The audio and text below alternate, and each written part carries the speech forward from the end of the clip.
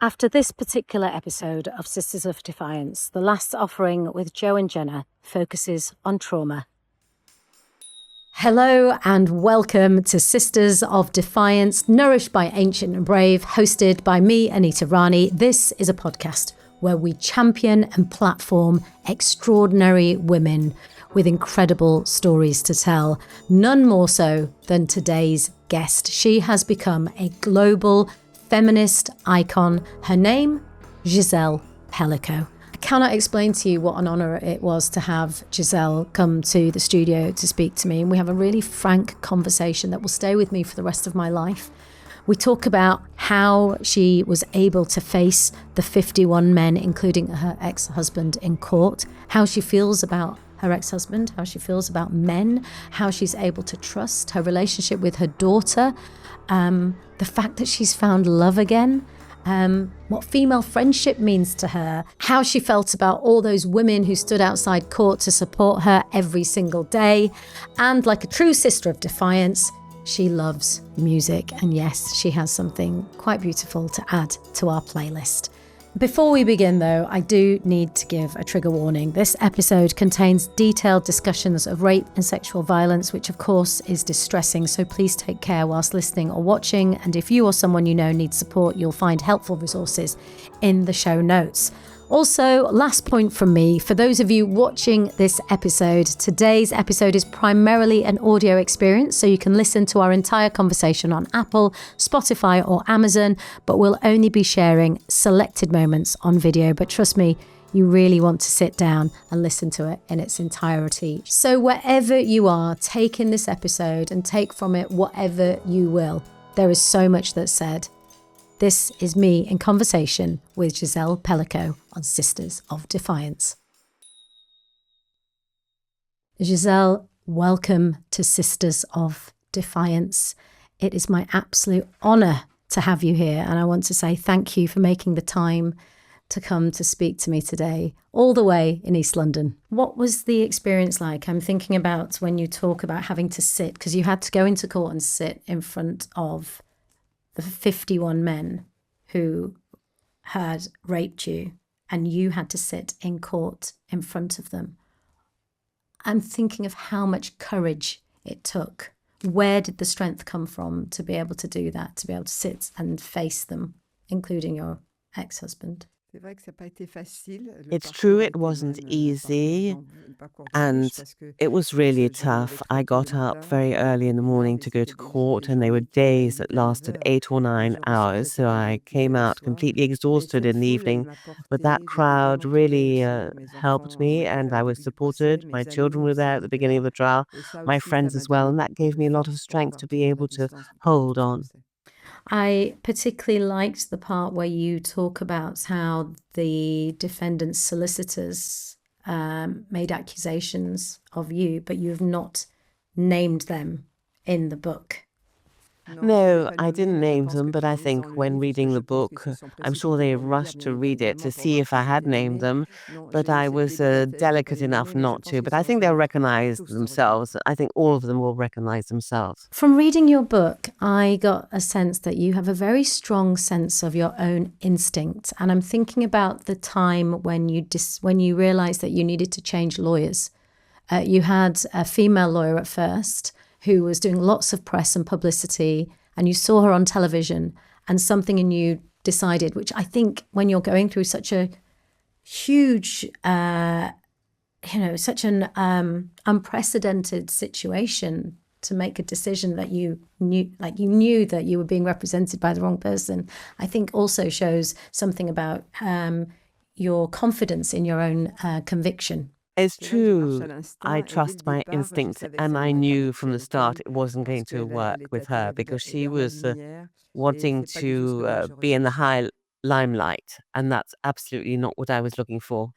For a long time, you refused to watch any of the video footage of yourself and what was done to you.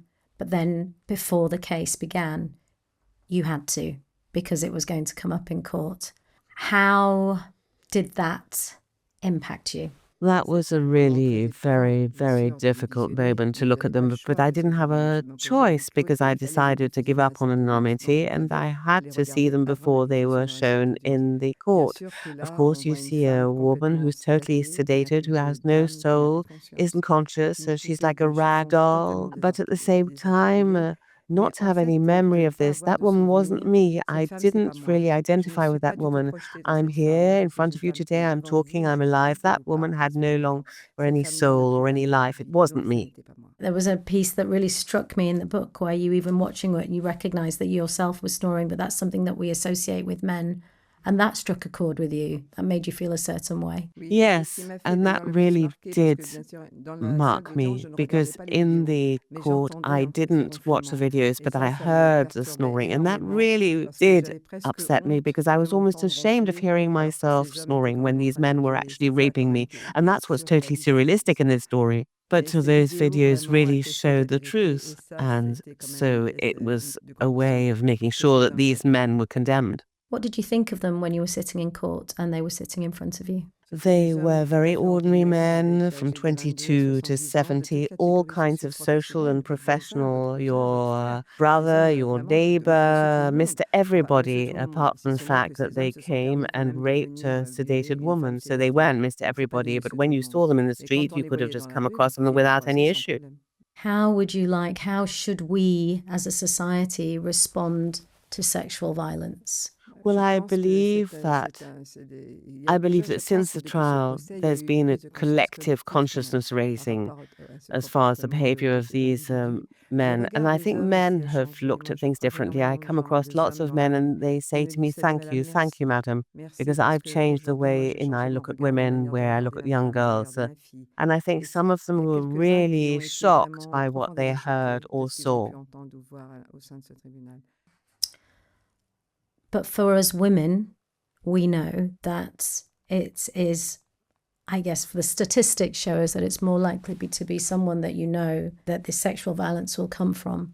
And we live in fear. On some level, all women, we live in fear and we know that we have to protect ourselves and police ourselves. I just wonder how you feel about trust in men. Well, I think that I've overcome that fear today. There's not much that scares me today, apart from the death of my nearest and dearest. Of course, I'm not invincible, but I've learned to live with that and to say to myself that fear doesn't resolve anything. On the contrary, it paralyzes the way in which you function. It destabilizes you. So you must never be worried about that fear within you. You've got to denounce, you've got to talk. And if you allow me to say one more thing, a woman who one day, for example, wakes up without remembering what happened the night before, she will think about the Avignon trial and she'll think, well, that does remind me of the story of Madame Pelicot, and she'll be able to consult because she'll have doubt. She'll be able to get a sample of her hair and the blood sample, and that will be able to reassure her.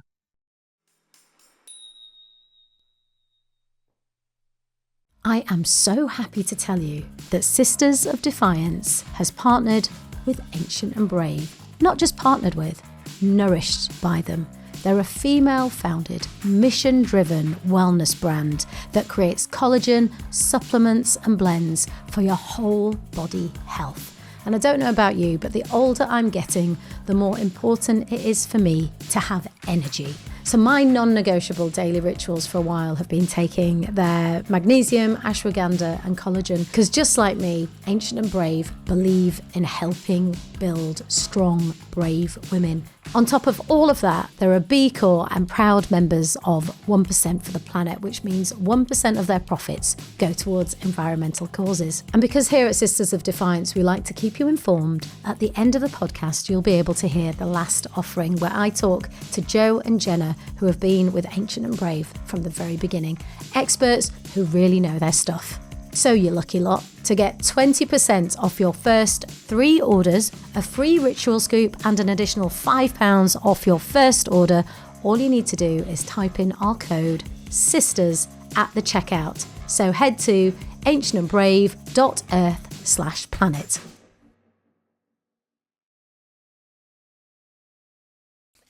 In the book, we learned that you decide to use your maiden name, but the book is under your married name. Why keep Pelicot? Of course, it wasn't to establish a link with Mr. Pelicot. It was for my children, and especially my grandchildren who are still called Pelicot. And I felt that, take considering the media that covered it, I felt I wanted to keep that name for them, and it was to rebalance things as well. How do you feel about him? Well, I'm onto other things. It'll be 6 years since this trial took place. He was considered to be culpable and he's in prison. I have no hate, no anger, no joy, no pain. I think that justice was served. I was recognized as being victimed and they were all recognized as being culpable, and now they're paying their debt to society. That's profound, Gisèle. Yes. I think there are many people that can reason like me. I think hate and anger don't resolve anything, they destroy, and I don't want to be destroyed. I think what I underwent was already sufficiently painful, so it's my revenge on life. You absolutely have become someone who represents exactly that, standing up to the patriarchy. So you have now, we realize that you meet someone new. Yes. Love. Oui, l'amour. L'amour. Which is, we're very happy for you. How did that happen? Tell us how that happened. Well, I tell it in the book a bit, and I had no intention of falling in love, and I had no desire to do so, but life decided otherwise, and the trajectory was that this young man of 73 years old appeared, and thanks to friends who got us to meet at an evening. So it's not just because you meet a young man of 73 in an evening that it's going to work, but we met on a number of occasions, and it was at Carmen, the opera, that we kissed as almost adolescents. And that's where our love story began. Beautiful. And that's what one has to say as well. Everybody goes through complicated moments in their lives, as a couple, illnesses, financial problems. I went through all that. You can always, in fact, rise up and love again. And that's something that's really important as well. And my book is a message of hope and love. There are so many women who are victims who decide that their life is a waste of time. I say to them, no, don't abandon, but they have to dare speak. They have to dare repair themselves, because above all, before meeting somebody else, you've got to be able to repair yourself in order to be able to carry on. Back to Jean-Luc, back to love. You said in the book that you needed to go, the night you met him, there was music, live music, that you wanted to hear music and dance. As part of this podcast, we create a Spotify playlist for dance, because I believe it's very important to release and have expression and feel free in your body, but also to regulate our bodies. Movement is really important. Well, at the beginning, I love the 80s, where we danced a lot with Barry White, Kool and the Gang, Earth, Wind and Fire. That was our youth. And with Jean-Luc, we also dance a lot with ABBA, but often I also listen to Mozart's Concerto Number 23 when I'm gardening, when I'm cooking. It's music that really calms me down, because he's a composer that I love. But I really think, in fact, it's Mozart's Concerto 23, or else, of course, I do like everything I mentioned, Earth, Wind and Fire, Kool and the Gang. There were so many in my youth, Barry White. In France, there was Julien Clerc as well. There were many, many. But music is a therapy, and it's also a way of opening up your soul and getting rid of all negative energies. On the contrary, it attracts positive energy.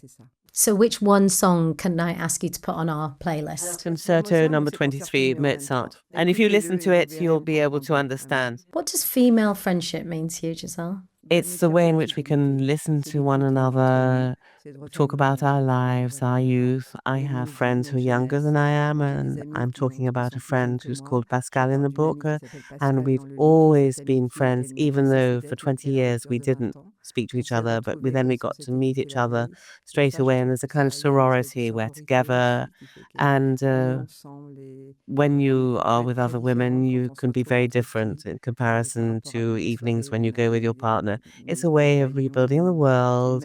You don't feel your age when you are with your women friends. Yeah, absolutely. Because you can trust women. The book is out. It's extraordinary. It's so powerful. Thank you for putting it out into the world. But what happens next? I'll carry on meeting people who want to meet me to talk about the book. And I'm going to try to find a slightly more peaceful life as well, because since January I've traveled throughout the world and it's not finished. I think it'll carry on till the end of the year. I'll always be there to listen to victims who need to confide in me. And my daughter has set it up, this charity called Modofa, Don't Put Me Under. Sometimes we'll have some lectures together. But I'm going to try to be slightly less active because I'm going to be 74, and I think that I'll have to think of myself as well. It's such an honor. There was so much of your book that I could relate. The story of them. I just want to tell you, it was resonated and I really related to was quiet, scared women and angry men. Yes, because I think it's also because of their education. Men have been given all the power for many generations. Exactly. Today, things are changing. Women are gaining a bit more power, but we'll have to carry on with the fight, because I think at the moment we're regressing. When you see everything that's going on through social networks, you've got to be really vigilant. And we really must fight for change. What do you believe needs to happen? Well, social networks have got to be more controlled. And I think we also have to talk to our boys and young children, educate them very young, through parents and also at school. We've got to make sure they understand what respect, and they should have respect for others. I have some quick fire questions. I'm going to say one word. Tell me what comes to mind and what you think of if I say the word men. Domination. Trust. Loyalty. Shame. Overcome it. Love. Peace. Serenity. I actually have one more. Family. That's really important. For me, family is equilibrium. And Gisèle, if I were to put little Gisèle in your lap, little Gisèle, what would you whisper in her ear? Well, I'd say, well done for your journey. Yes. It's powerful. Well done for your journey. Thank you. You are a truly extraordinary human being, and it's such an honor to have you here. Thank you so much. You represent so much for so many women.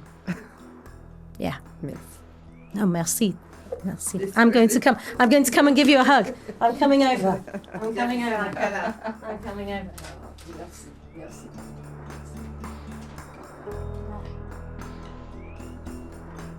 I'm just going to let that one sink in. Gisèle Pelicot, that name and what she has come to mean for women around the world. I think she's a watershed moment when she decided to waive her right to anonymity, and shame changed sides. Let that sink in. The interview was done through a translator, but I will share with you that when you're sitting opposite somebody and you're looking them in the eye, it almost doesn't matter whether you can understand the language, because there was definitely a feeling and a connection. And what an extraordinary woman to have the honour of interviewing. And remember, we're creating a community here. So if you've got any questions or any recommendations for future guests, hook us up. Get in touch. hello@sistersofdefiance.com. If you've been watching this interview on YouTube, then you can listen to the entire podcast and the entire interview wherever you get your podcasts from. Massive thank you to Ancient and Brave for nourishing this episode, to my brilliant team for putting it together, Flossie, Will and Anna, and to all of you for listening. Until the next time, take it easy.